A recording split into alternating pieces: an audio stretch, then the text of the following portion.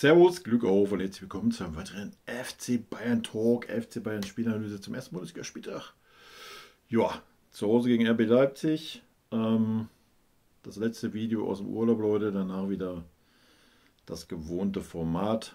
Ja, zu meckern haben wir nichts, würde ich sagen. Oder? 6:0 hochverdient gewonnen.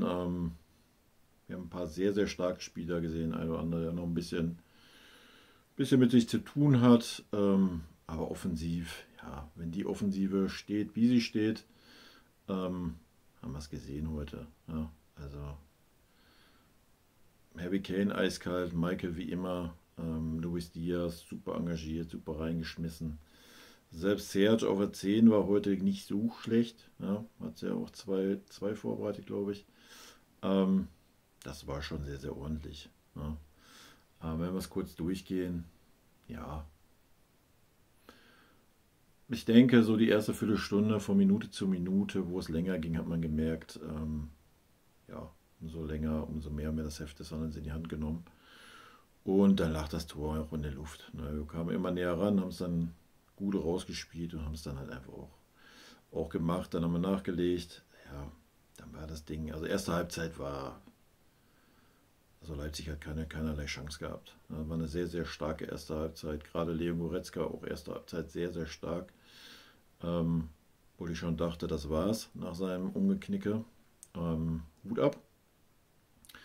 Scheint da robuste Bänder zu haben, wird aber mit Sicherheit Schmerzen haben, denke ich. Aber hat dann ein sehr, sehr starkes Spiel gemacht. Ja, muss ich Lob und Anerkennung. Hat das Spiel aufgebaut, hat Anweisungen gegeben.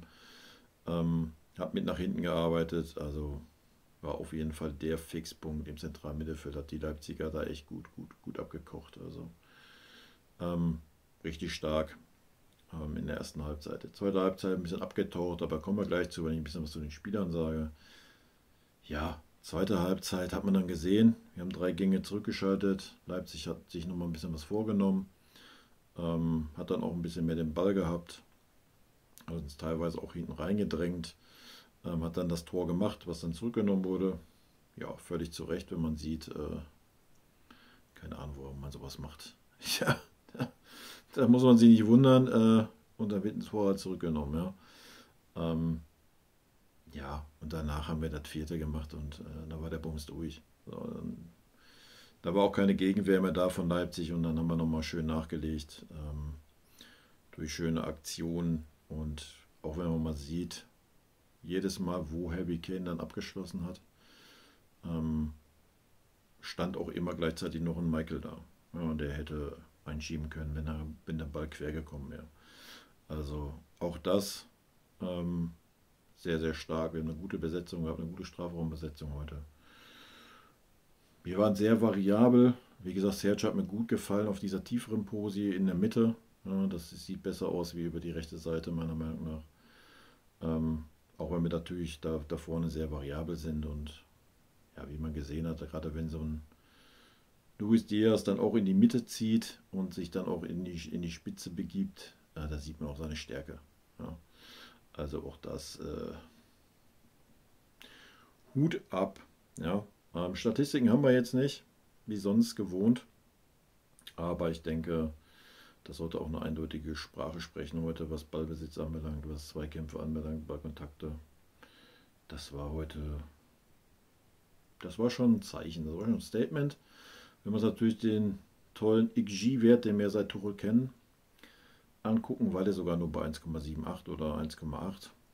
Da sieht man halt gerade Heavys Tore, aber auch Michael seine Dinger, das waren jetzt keine safen, hundertprozentigen Chancen. Ja. Also wir haben schon aus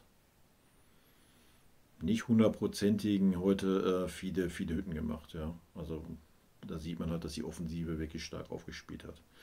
Ansonsten defensiv, ja, Jonathan Tah, erste Halbzeit, aber auch Opa, wenn er gefordert war. Beide waren da, haben richtig stark weggearbeitet. Conny Leimer war auch heute defensiv, zumindest dann okay, wenn er nicht hinten stand und ein Spieler auf ihn gelaufen ist und er irgendwie verteidigen muss, ja, wenn er nachsetzen musste, aber das kann Conny auch. Ja. Conny hat halt seine Schwächen, wenn er in der Verteidigerposition hinten steht und eher eine Flanke verhindern soll. Das kann er halt nicht so wirklich. Aber gut, ich würde sagen zum Spiel, ja, ist alles gesagt. Hochverdienter Sieg. Vielleicht zwei, drei Worte zum Schiri. Hat mir sehr gut gefallen, auch einen sehr sympathischen, hat mir die Vorberichte angeschaut, hat eine klare Linie gehabt, hat viel laufen lassen auf beiden Seiten. Hat mir sehr, sehr gut gefallen, seine Art und Weise auch. Ich denke, das sieht gut aus, war eine gute Schiedsrichterleistung. Zur Südkurve, Halleluja, ich weiß nicht, wie lange es gedauert hat, dass endlich mal die ganze Südkurve eine Südkurve ist, ja, dass das dann ein bisschen umstrukturiert wurde.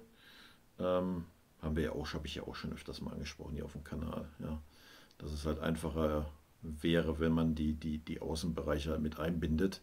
Ich denke, das hat man heute schon ein bisschen gesehen.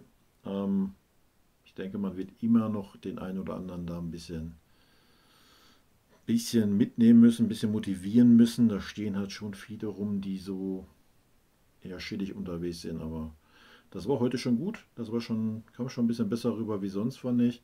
Und ich denke, das wird in Zukunft auch noch ein bisschen besser werden. Gut, das mal zum Spiel. Gehen wir die Spieler mal kurz durch. Manuel Neuer, also erstmal Aufstellung. Ja, Aufstellung war klar, oder? Aufstellung war klar. Die wird auch im nächsten Spielen so sein. Ja. Solange sich da nicht irgendwie ein Einwechselspieler super stark hervortut, wird das die Aufstellung sein, solange keiner angeschlagen ist, die auflaufen wird. Vielleicht im Pokalspiel, dass da noch ein bisschen was anderes passiert, das werden wir sehen. Ja, zum Spiel, also zu den Spielern, Manuel Neuer, ja, bei dem Gegentor, was dann zurückgenommen wurde, konnte er nichts machen. Dann hat er nochmal einen Schuss danach halten müssen. Ansonsten überlege ich gerade, musste er einen Ball halten, erste Halbzeit. Ich weiß gar nicht, ob überhaupt irgendeiner aufs Tor kam. Ich glaube, der eine war drüber, I don't know. Ja. Hat sonst einen kleinen Wackler drin gehabt in sein Passspiel. Also hat er nichts zu tun gehabt. Note 3, was willst du da groß benoten? Ne? Ist halt so. Linker Verteidiger, Stani. Ja, Stani wie immer. Ja, Stani braucht immer so 10 Minütchen, bis er da ist, bis er im Spiel angekommen ist. Ja, warum auch immer, I don't know. Danach war es ordentlich, war gut. Gerade in der Offensive war es gut, muss man mal sagen. Ja. War dann auf einmal auch im 16er. Ja, war ja auch an der Vorarbeit, die dann vom Leipziger kam. Ja, aber er war daran beteiligt, hat es auch vorher eingeleitet. Hat mir gut gefallen. Defensiv war er wenig gefordert. Zweite Halbzeit war er ein bisschen gefordert, ja. Hat auch ein, zweimal Schwierigkeiten gehabt, hat aber auch ein, zweimal gut hinten noch ausgeholfen für die Innenverteidiger. Von daher sehe ich einen Stani bei einer 2,5. Gut, kommen wir zu Tar. Ja, Tar eine glatte 2. Ja, könnte man sogar vielleicht über eine 1,5 nachdenken, wenn man den Fehler, was heißt Fehler, das war ein bisschen unglücklich beim Gegentor, was zurückgenommen wurde. Ansonsten bis da eine tadellose Leistung. Also erste Halbzeit war es eine glatte 1. Also super stark, ja, alles weggearbeitet, was kam. Gleichzeitig das Spiel aber auch nochmal eröffnet, wenn es ging. Richtig, richtig stark. Ja, Opa war erste Halbzeit wenig im Fokus. Wenn er gefordert war, war er da. Zweite Halbzeit ist dann Opa immer ein bisschen mehr in den Fokus gekommen. Auch Opa für mich Note 2. Ja. Ja, auch er sah dann nicht ganz so gut aus, kam aber nur noch schwer ran an den Ball dann bei dem Gegentor, was zurückgenommen wurde. Von daher, Opa Note 2. Conny, ja, Conny tue ich mich heute ein bisschen schwer. Gerade erste Halbzeit, gerade Anfangsphase war Conny wirklich schwach. Ja, das muss man mal sagen. War neben Josh der einzige Spieler, der ein bisschen abgefallen ist in der Anfangsphase. Hat dann trotzdem seine 3, 4 Szenen gehabt, hat geackert, gerackert, wie immer. Da kann man Conny eh keinen Vorwurf machen. Defensiv in der super tiefen Position war er nur 1, 2 Mal gefordert. Ja, dass er das nicht blocken kann, wenn da Flankenversuche kommen.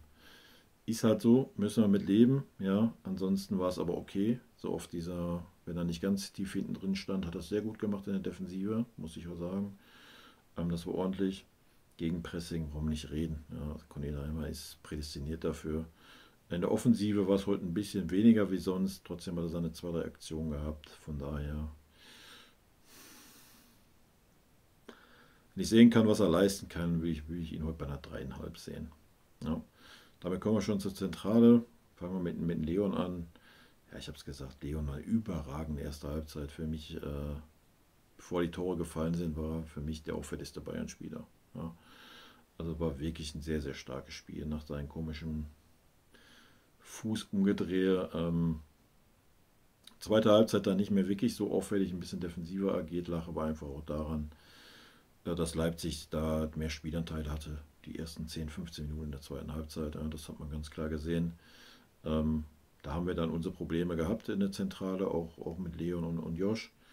Ähm, ja, nichtsdestotrotz, ähm, aufgrund der ersten Halbzeit würde ich Leon heute bei einer 2,5 sehen. Ja, damit kommen wir zu Kimmich. Kimmich, ja, Note 3,5, ähnlich wie Conny. Umso länger das Spiel ging, umso ein bisschen besser wurde er, auf jeden Fall. Er hatte auch vorher ein, zwei gute Aktionen, aber auch wirklich, wirklich ein, zwei katastrophale Aktionen. Erste Halbzeit, auch zweite Halbzeit den Ball da in die Mitte reingespielt. Ja, ich bleibe dabei. Bei Josh habe ich den Eindruck, da fehlt noch ein bisschen die Spielfitness, nenne ich es mal. Ja? Man hat es heute gesehen, umso länger es ging, umso ein bisschen besser wurde es.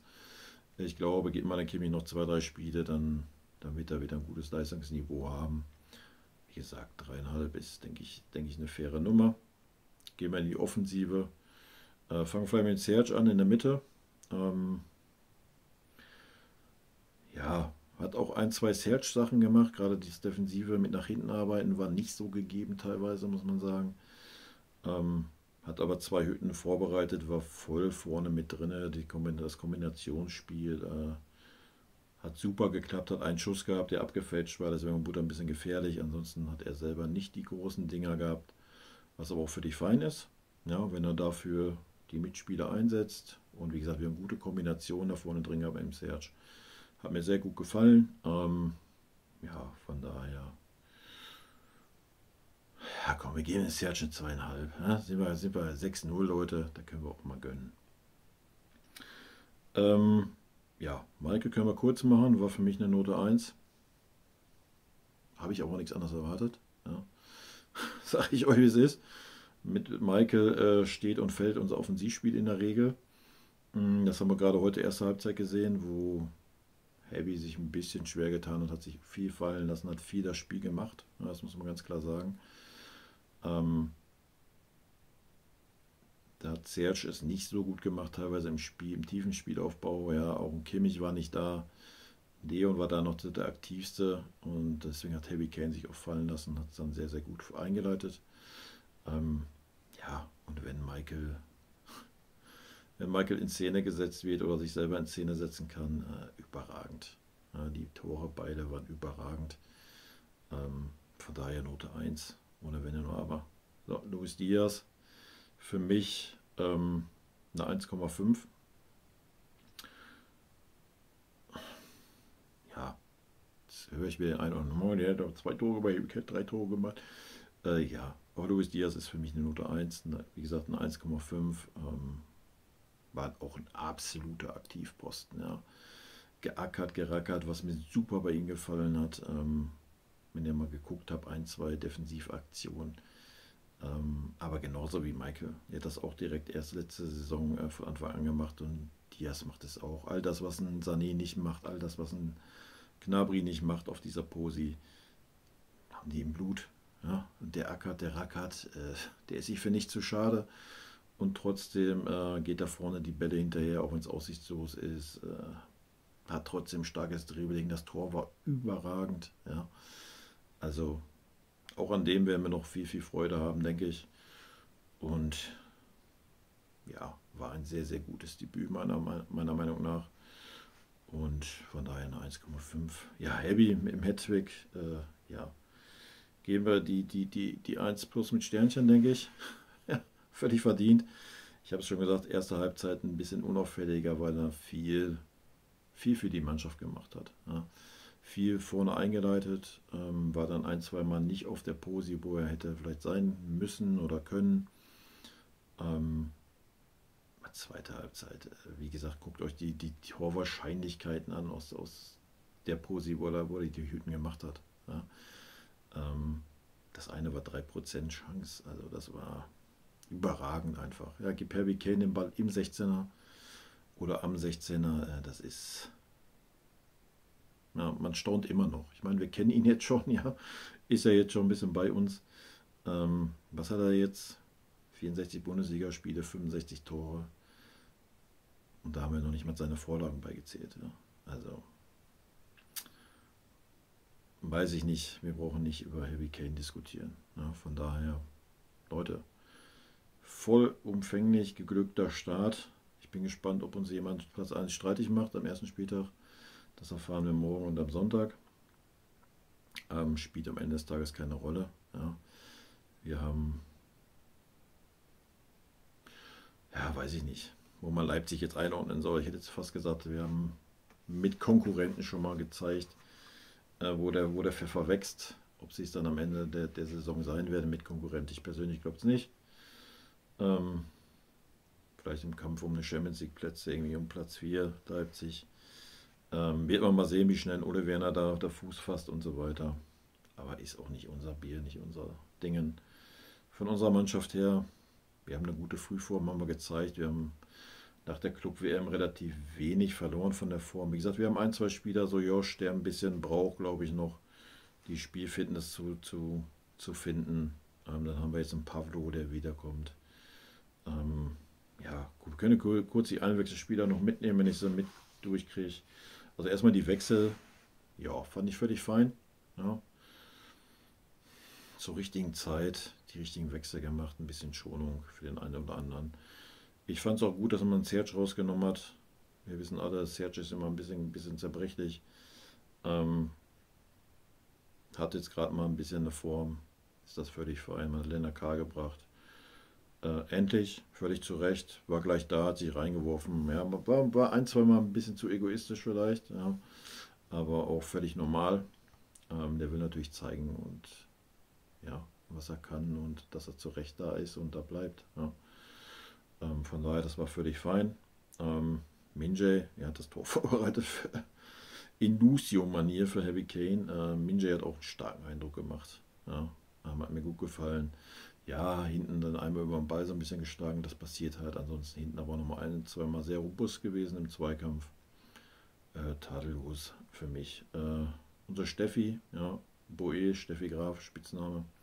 Könnt ihr euch schon mal merken für die Saison. Boe hat es auch teilweise auch gut gemacht. Ja, Kombination mit Ulisse klappt hat dann eine schlechte Entscheidung getroffen und dann wieder ausgebügelt. Genauso wie der Natkal übrigens, ja.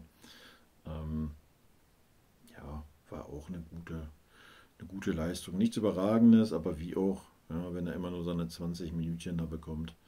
Aber dafür war es auf jeden Fall ordentlich. Pavlo, ja, war auch Mittelmaß, würde ich sagen. Ja. War jetzt noch nicht der Pavlo, der ist oder war, aber wie auch. Ja. Wenn er kaum jetzt eine Vorbereitung gemacht hat, die Maske wird auch noch ein bisschen stören. Aber es war ordentlich. Ja, man hat schon gesehen, wieder, ähm, zumindest hat Josh dann auch ein bisschen anders aufgespielt, wo Pavlo auf dem Feld war, ja, im Gegensatz zu Leon. Ähm, von daher war es auch nicht so schlecht. Ja, dann haben wir noch Kusi Asare die letzten paar Minütchen gehabt. Ja, wie gesagt, für mich sind das No-Brainer. Ja, so ein Kusi Asare, so ein Lennart Karl, die kannst du jederzeit reinbringen in irgendwelchen Bundesligaspielen. Erst recht, wenn es 3-4-0 steht. Also, was sollen die kaputt machen, das sind Offensivkräfte. Ja. Also, wenn es jetzt um eine Innenverteidiger gehen würde, könnte man das ein bisschen anders vielleicht sehen, aber beide haben gezeigt, welche Qualität sie haben in den Testspielen und ja, wir müssen jetzt nicht immer zu viel erwarten, ja, das muss man auch mal sagen, aber beide haben es heute ordentlich gemacht und auf den Leistung kannst du aufbauen, denke ich. Ja. Und ja, wenn dem so ist, dass so weitergeht und wir verletzungsfrei bleiben, wie gesagt, deswegen ist da für mich auch der Kompanie dann gefragt, dass du halt die Belastungssteuerung machst. Ja, dann musst du halt einen Lennart Karl und Kusi Asare bringen öfter. Ja, dass die vier da auch jetzt nicht immer alle 90 Minuten durchspielen. Ja. Musst du halt immer schön ein bisschen durchwechseln, dem einen oder anderen mal ein Päuschen gönnen und dann geht das auch, ja, mit einem kleineren Kader. Ganz einfache Kiste. Da mache ich ihm jetzt nicht so den Kopf. Gut, jo, das war's, Leute. Wie gesagt, rundum gelungener Auftakt für uns, denke ich. 6:0. Gute Stimmung, gutes Spiel. Von daher, rot-weiße Grüße gern raus, Leute. Und wie gesagt, ab nächster Woche wieder im gewohnten Umfeld. Haut rein. Vielen lieben Dank für euren Support hier auf dem Kanal. Bis dann. Tschüssi.